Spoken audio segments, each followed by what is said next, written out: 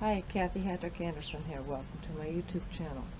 What you're going to see here is me training horses off-farm, working with horses and their owners that I've never met before. So a lot of times I'm working with problem horses. They won't get on the trailer, they're aggressive, turn their butts to their owners, hard to catch, and a lot of times I have to come up here.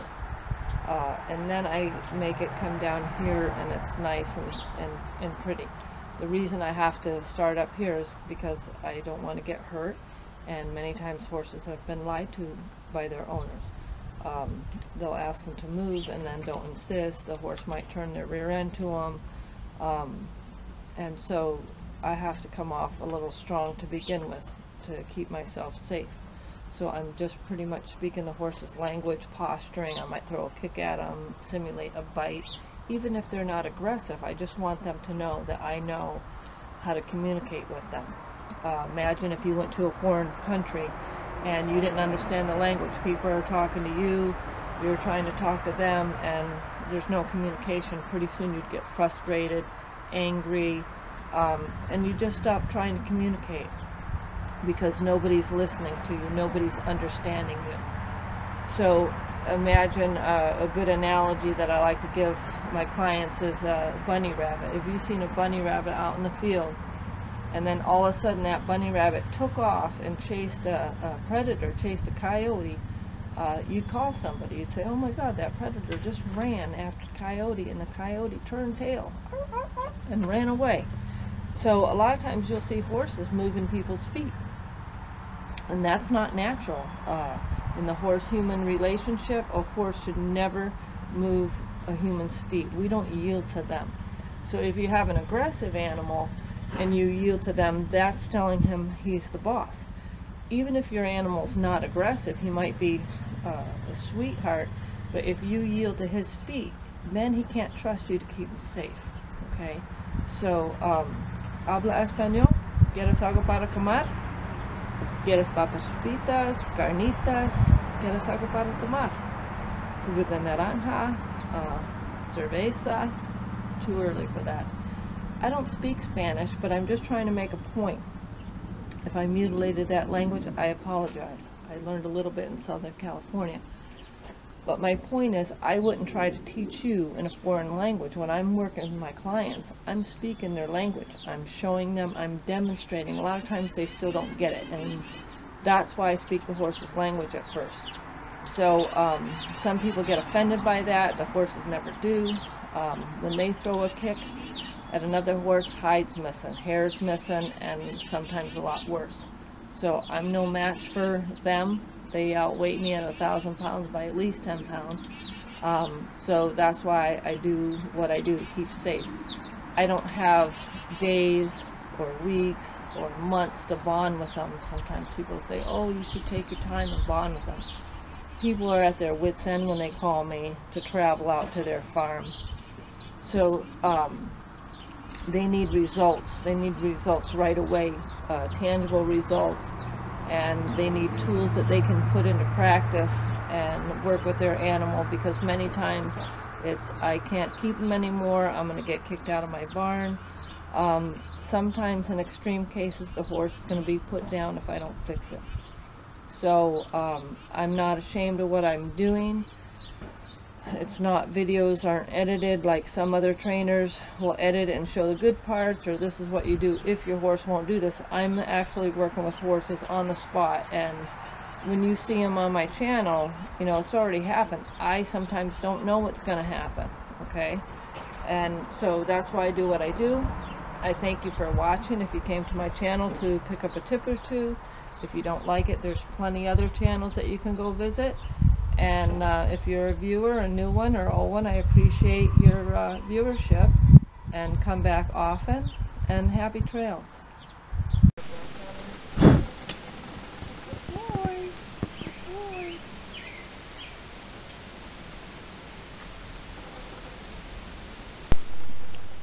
If you think I'm mean working with this pony, consider that this pony had to have this long rope on him probably for over a month, and that red tape or whatever it is around his neck because he escaped it. He had to be tricked to be caught because he'd get out of that. And how dangerous is that, having to have a line around his body for weeks or months because he couldn't be caught. He was tranked and sold through an auction as a companion horse, and I was called because the owner could not catch him without having this rope on him. So I want to go to the end and see how it ends up and fast forward. Then you can skip ahead. Thanks for watching.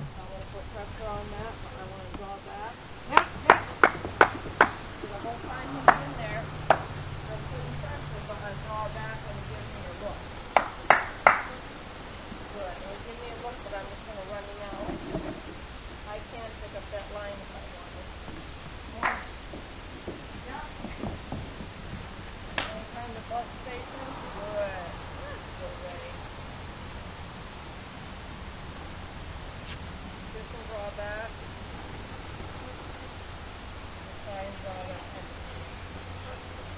And then I'm surfing from side to side.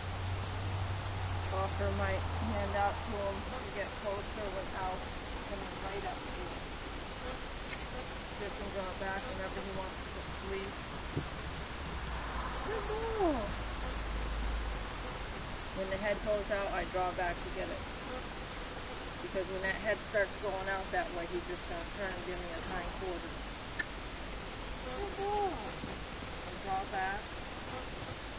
Good. You're fine. Good boy. Good boy. You're fine. I'm going to pick up the rope. He knows the drill. And I'm going to kiss. Pull him to me. Good.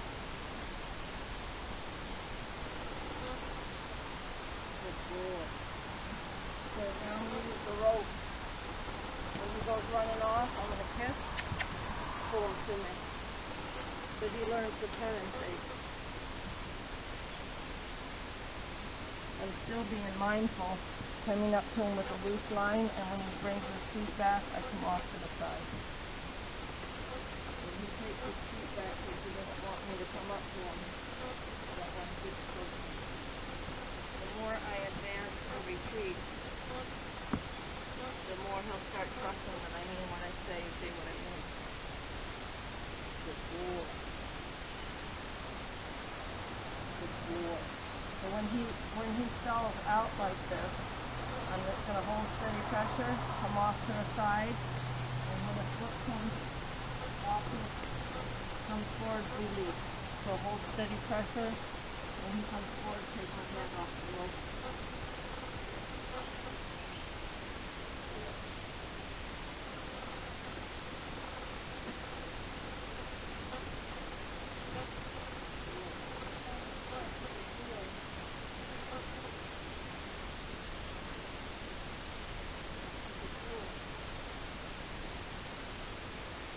I never want this tight and try to pet him.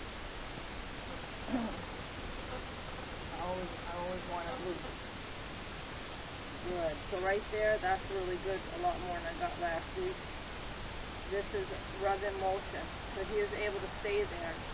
So I want to retreat and reward him because he didn't run off.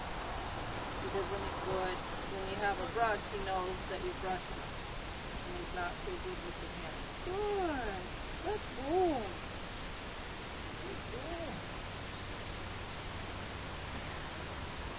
Good boy.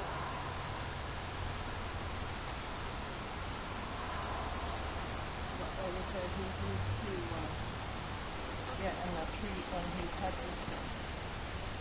Good, and I'm not giving him a treat. Good boy. That's good. That's good. So the owner is able to brush him all over. You're fine. Yeah, you're fine. But can't catch him at these little contraptions because he'll sneak out at halter. So I'm asking him to move his hindquarters here. Good. Because he will swing that to you to kick you if you feel that. So in this direction, that. In this direction, bend him on, pull his head. Right toward his hip. Good. Good boy. Oh, you're fine. So he's been trapped, obviously, that he felt he had to kick at people to get away. And he's been successful. They wouldn't keep doing it. So I'm watching that hindquarter. Good. That's good. Stop until he comes forward. That hind end. Also, I'm trying to get that hind end away from me. Go down. Good. Yeah, good.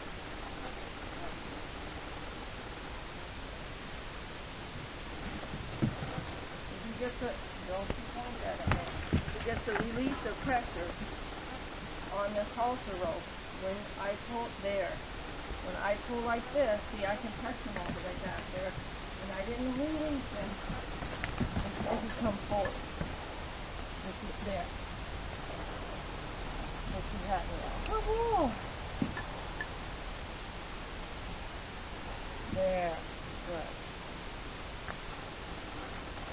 I don't like working in such a confined area because I don't want him to feel so trapped. But I have to have a little bit of command of him to take him out. I'm going to go in the big area, give him away.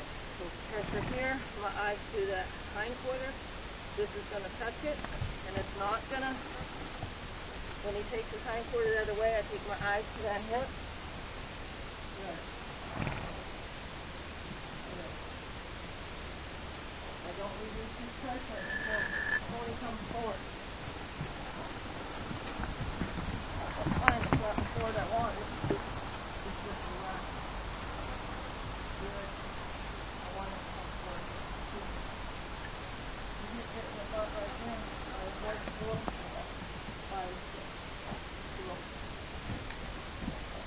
Pretty strong. Yes, you are. Yes, you are. You will add the ounce of energy you got.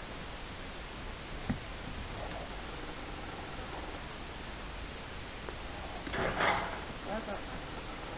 Move that hindquarter. Back. Good. And you just head straight to me. And he takes that head near sideways with the swing. And it was horrible because I'm facing. Good. Got my energy down there. I'm facing him and spanking him. So it looks awful, and of course the horses, I've done this to a ton of horses, rear, run backwards, strut. It's all timing. When I put pressure on here, it's your job to get off that halter, whether you was abused or not, whether your mama loved you or not. You have to live in our world, you got to be halter broke. It would have no control.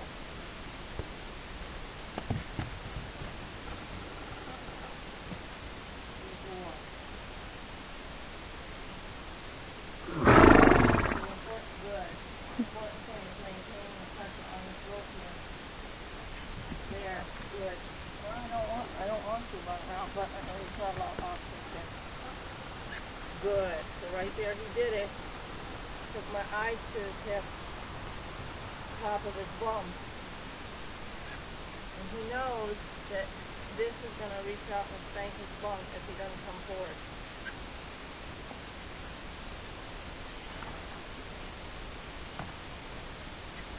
Good. That's it. That's it.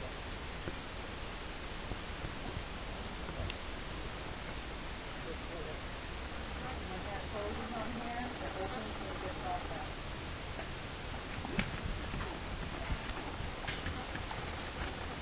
He's really used to taking that hindquarter, that back leg, and striking out on this side.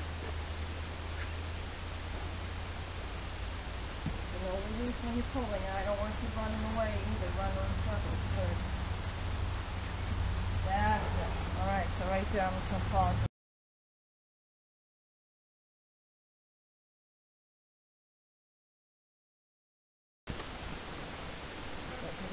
when it was up high. You know, like this, it was only when that dirt dip was way down low.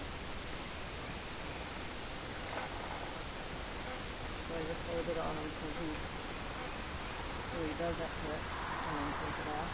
He's fine. Good boy. Good boy.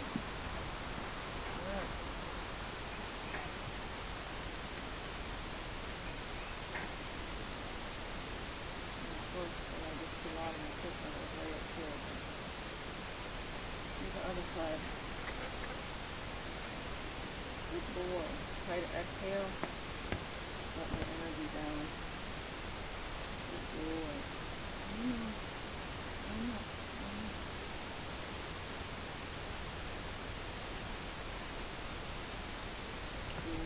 This footage, when this was taped, nothing is edited out, but we obviously didn't tape the entire 2 hours. Taped a little bit, stopped it, taped a little bit. At one point, the reason I'm doing this is because he tried to kick. He wants to kick to save himself. I don't blame him. But I have to gentle his hind end a little bit. This horse, pony, was worse than freshly gathered wild mustangs. Some, because he's been tricked for a long time.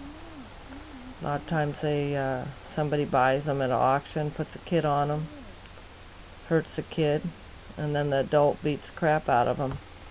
You know, beats them in a stall, or, you know, where they can't get away. So there's a lot of distrust. So what I'm doing, obviously do out of love for the animal, not because I want to hurt him anymore, but he's got to get broke, and the owner did not, at least broke the lead. Owner did not ever get him out of this area because she couldn't lead him. So in this day, in this 2-hour session, I was able to get him out, as you'll see, into the bigger field.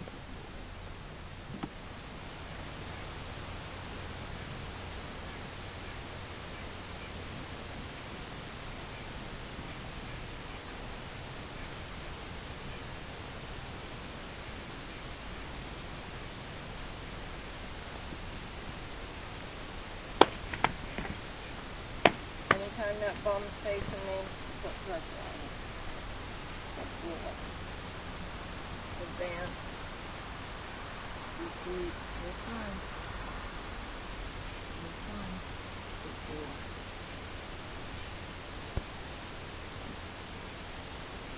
I'll put this under your neck, huh?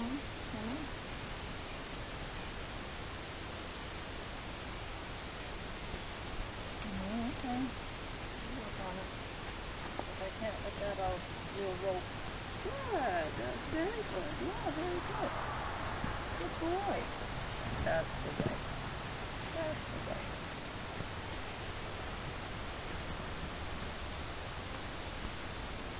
That's a good pony. That's a good pony. That's a good pony.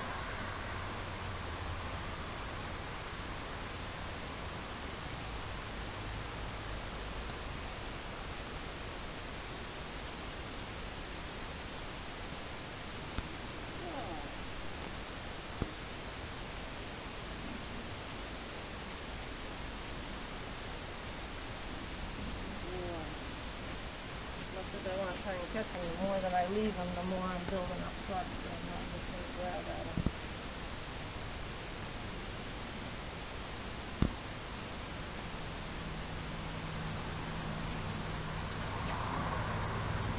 So I kick and draw back, put pressure the whole time he's moving. Good boy. Draw back.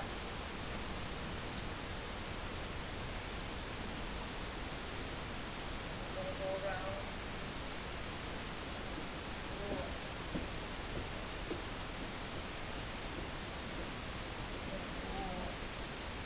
Follow me all around the stall and I'm coming out. Go on, yeah. Go on, yeah.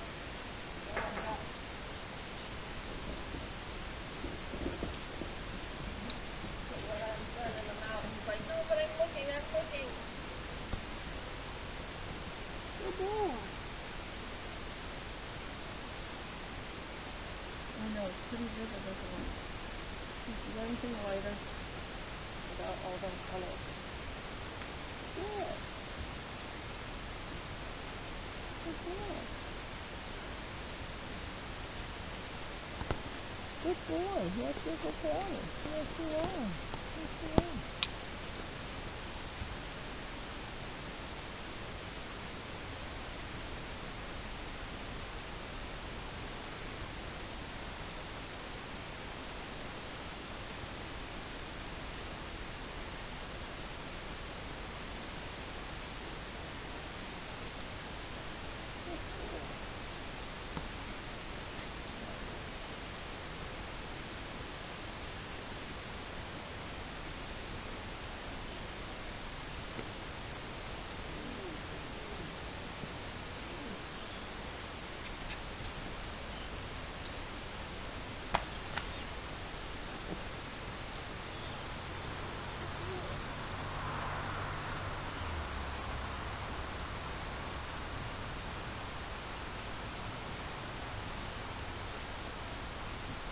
You got that part down, don't you? Huh?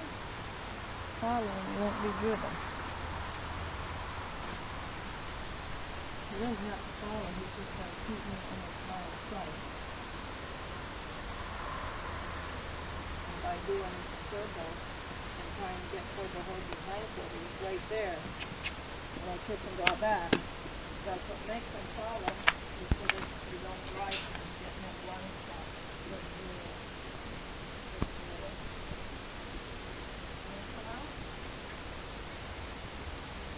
Wrap on the cage.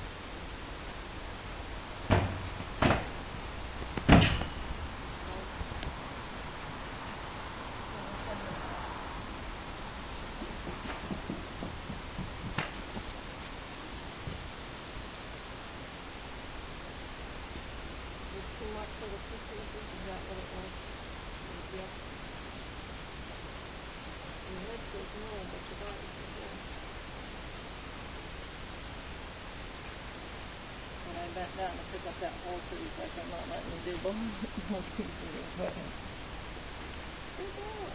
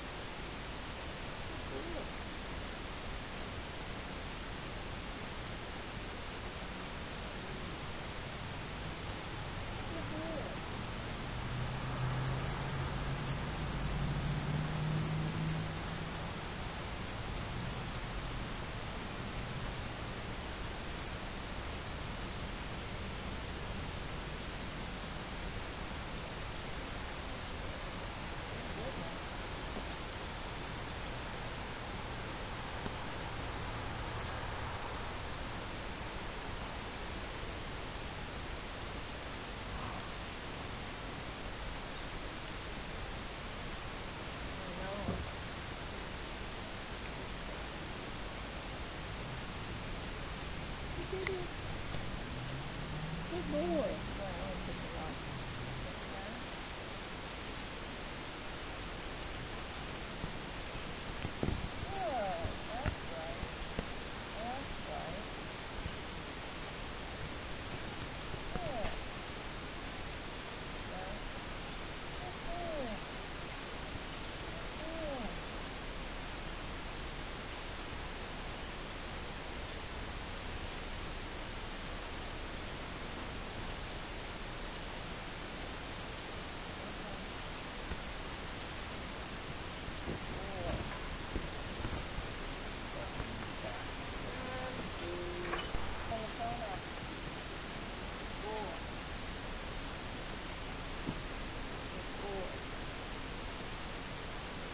This whip is really long, but all I have is a shorter one. I only want to get out on hand. Good boy. Now keep on cooking. Good.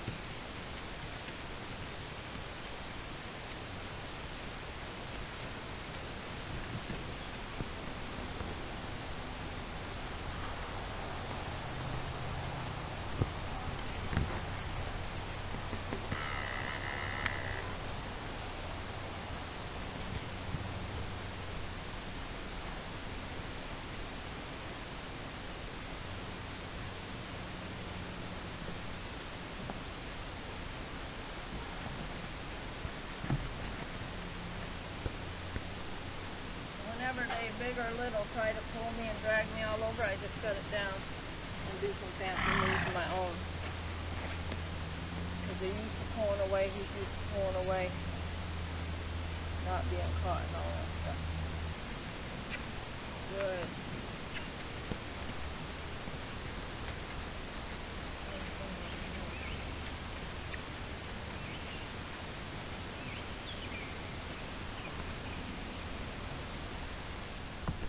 So here I'm pulling steady pressure on his face, and if he doesn't give to that pressure, I use that stick to spank him in the bum. He's got to get off that pressure. Again, teaching this, people don't understand what they're looking at and going, why are you scaring him with the whip?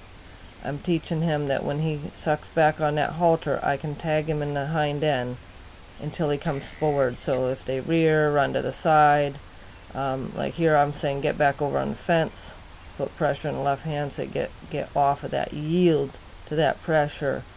When I want you to go right or left, you have to yield and pretty much be halter broke. So it's a means to an end. This line I'm used super long, but again I didn't know until I arrived there at that day what I'm gonna see, what kind of pen I'm gonna work in. So I went from too small of a pen to a very large pen, where this little guy could have got away, which he's obviously gotten away from the owner many times and refused to be caught.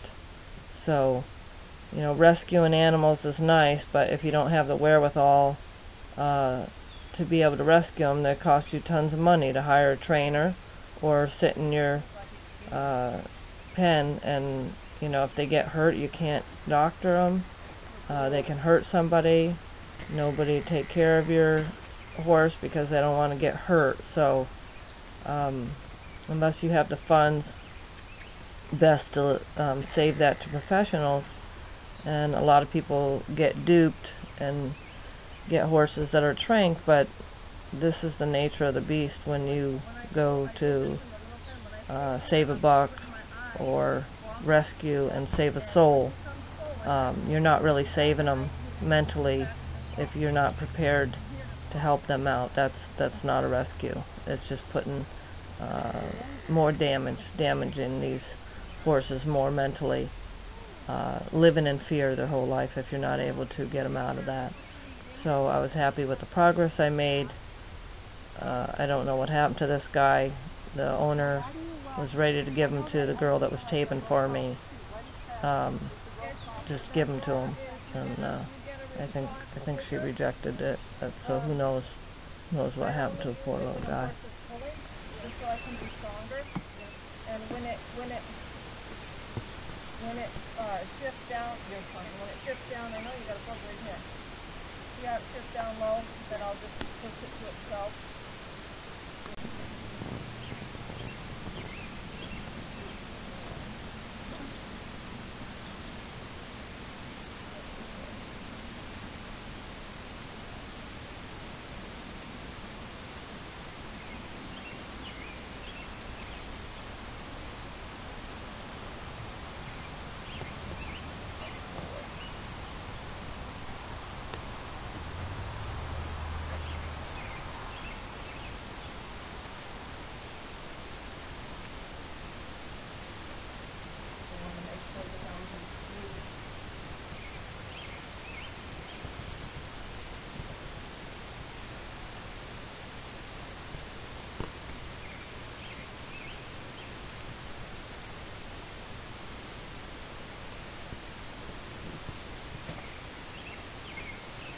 Whenever I come up to him when he does that, I go off to the side. And when he is far away, okay, when he's far away like that, I'll walk up. The minute he starts backing up, I start with my serpent tool. So I'll go side, I put whatever I have in the far away hand, side to side. So I can get closer and closer without coming straight up to him. Without walking straight up to him. And you're not looking right in his face. I'm not looking him right in the face. And then, even when I get up to him, I might not just touch him right away. I might just leave him and have him follow. So I might just put a pet on him and then just leave. And that just gives him confidence that I'm not going to snatch at him. I'll just touch him right off.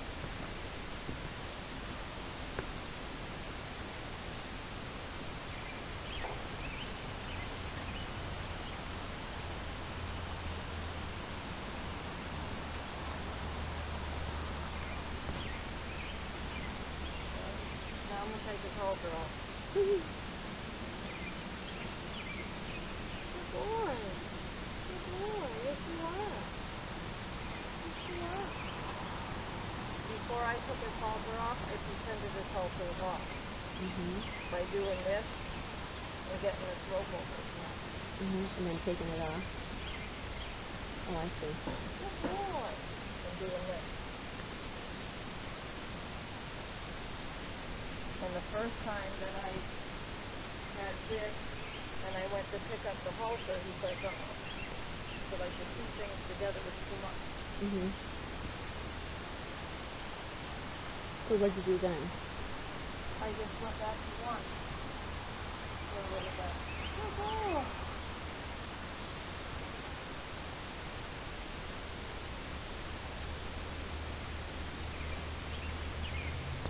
Also, when taking it off, I'll pull, and you gotta be careful you don't get your fingers trapped in there. But I'll make him keep his head tipped this way. But even when I take it off, I put it around his neck and make him tip that way. You're making. You can see that because he gets tense. He's going like this, So he's starting or to... he goes like this. Okay. So he feels comfortable knowing that I'm reading him. Like when I left him many times, like I wanted to try and catch him so bad, but I had to keep leaving. So he trusts that I am reading him. And let my energy down, way down. You're not like waiting to spring a surprise on him. And I'm not hiding the equipment. I'm not hiding it behind my back. Yeah.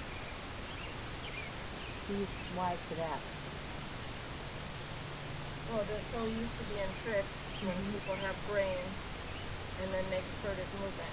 Animals, horses don't like furtive movement. So that's why I have to do one and the other, because if I had both of these in my hand, he would see. Yeah. Good boy. Yes, a good boy. Yes, you are.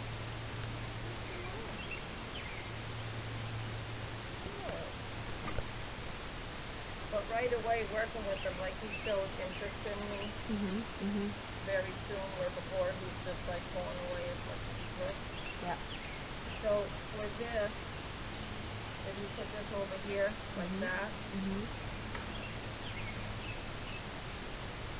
sometimes a rope halter is less scary than approaching them head on with a regular halter.